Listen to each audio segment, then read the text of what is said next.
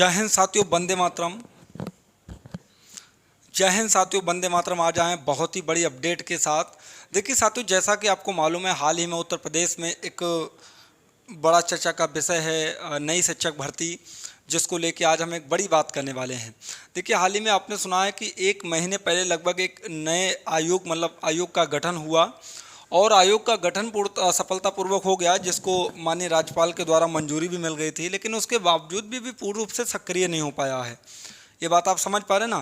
कहने का मतलब है, जो नया आयोग गठित हुआ है, तो नए आयोग गठित होने के बावजूद भी जितनी भी आपकी शिक्षक भर्ती हैं पुरानी फंसी हुई हैं, या नई शिक्षक भर्ती का जो आयोजन होना है वो नए आयोग के माध्यम से ही होना है। लेकिन चूंकि प्रॉब्लम ये है कि नया आयोग अभी तक गठित हो तो गया, लेकिन सक्रिय नहीं हो पाया। सक्रिय होने से आशा यह है कि ये अभी तक सुचारू रूप से क्रियाशील नहीं हो पाया है। तो इसी को लेके एक बड़ा अपडेट आपके सामने आया है। ये अपडेट है कि नए शिक्षा आयोग के गठन में देरी से फंसेंगी शिक्षक भर्ती। देखिएगा, ये सबसे बड़ा आपको मालूम है 2024 में आपका चुनाव है, और 2024 में चुनाव के बाद देखिए, चुनाव के पहले क्या होता है, चुनाव से पहले आचार संहिता लगती है। और आचार संहिता का मामला ये कि आचार संहिता लगने से पहले नोटिफिकेशन जारी किया जा सकता है, लेकिन आचार संहिता लगने के बाद पुरानी भर्तियों को कराया जा सकता है, लेकिन नया नोटिफिकेशन जारी नहीं किया जा सकता। कोई बात नहीं है। अब यहाँ पे आप सीधा लिखा देख सकते हैं, आगामी चुनाव तिथि घोषित होते ही लग जाएगी आचार संहिता का अड़ंगा।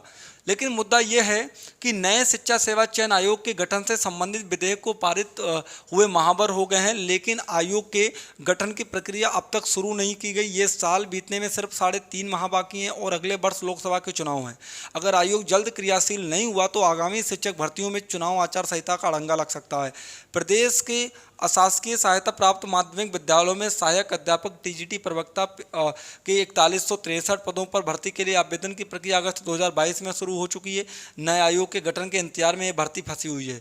भर्ती प्रक्रिया शुरू हो चुकी है, इसलिए आचार संहिता का इस पर असर नहीं पड़ेगा, लेकिन आचार संहिता लागू होने के बाद नई भर्ती का विज्ञापन जारी नहीं किया जा सकता। कहने का मतलब है, जो भर्ती पुरानी है, जिसके फॉर्म ऑनलाइन आवेदन हो चुके हैं, उन भर्तियों पर कोई प्रभाव नहीं पड़ेगा, लेकिन न्यू भर्ती का नोटिफिकेशन। अब बात रही न्यू शिक्षक भर्ती, अगर हम पीआरटी की भी बात करें कि नए शिक्षक भर्ती, पीआरटी का बड़ा मुद्दा 2018 के बाद कोई भर्ती नहीं आई है।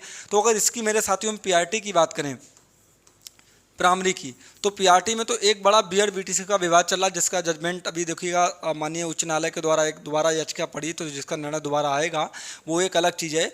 लेकिन पीआरटी की भर्ती, अब नए शिक्षा आयोग गठित हुआ है, तो उसके लिए सबसे पहले ये यूपी टेट कराएगा मेरे भाई। अब यूपी टेट कराएगा। सबसे पहले तो Uttar Pradesh teacher eligibility test कराएगा, और एलिजिबिलिटी टेस्ट का अभी तक नोटिफिकेशन जारी नहीं हुआ। मेरे को लगता है कि सितंबर में भी नहीं हो पाएगा। मान लो अक्टूबर में ये नोटिफिकेशन जारी करते हैं टेट का, तो अक्टूबर वाली ये फार्म पढ़ाएंगे, नवंबर या दिसंबर के लास्ट में एग्जाम कराएंगे, जनवरी फरवरी तक रिजल्ट दे पाएंगे। मतलब इनको 5 महीने का समय चाहिए टेट कराने के लिए। और सीधी सी बात है, 4-5 महीने का तो समय चाहिए होगा टेट कराने के लिए। 4-5 महीने से कम में तो ये कुछ कर नहीं सकते भाई। नोटिफिकेशन जारी करेंगे, 20-25 दिन का समय देंगे, इसके बाद अपना भी कार्यक्रम आगे करेंगे, तो 4-5 महीने का समय लग ही जाता है। ऐसा तो हो नहीं कि आज पेपर कराया 10 दिन के बाद रिजल्ट जारी कर दे, भी नहीं, 1 महीना तो रिजल्ट में भी लग जाएगा। तो कहने का मतलब है कि उम्मीद है कि 2023 में तो भर्ती नहीं आएगी, लेकिन 24 में भी अड़ंगा लग सकता है। लोकसभा चुनाव से पहले थोड़ा मामला सा कॉम्प्लिकेटेड नज़र आ रहा है। बाकी जैसे ही एक बड़ी अपडेट आती है तो आप तक पहुँचाते हैं साथियों। नए शिक्षक भर्ती से जुड़ी कोई अपडेट, बीएड बीटीसी से जुड़ा कोई मामला, या कोई भी अपडेट शिक्षक बहाली से संबंधित आपको इस चैनल के माध्यम से मिल जाएगी। तो जो भी हमारे भाई चैनल पर नए, तो चैनल को सब्सक्राइब जरूर कर लें। बाकी जैसी भी अपडेट के साथ हम आते रहेंगे। जय हिंद, जय भारत।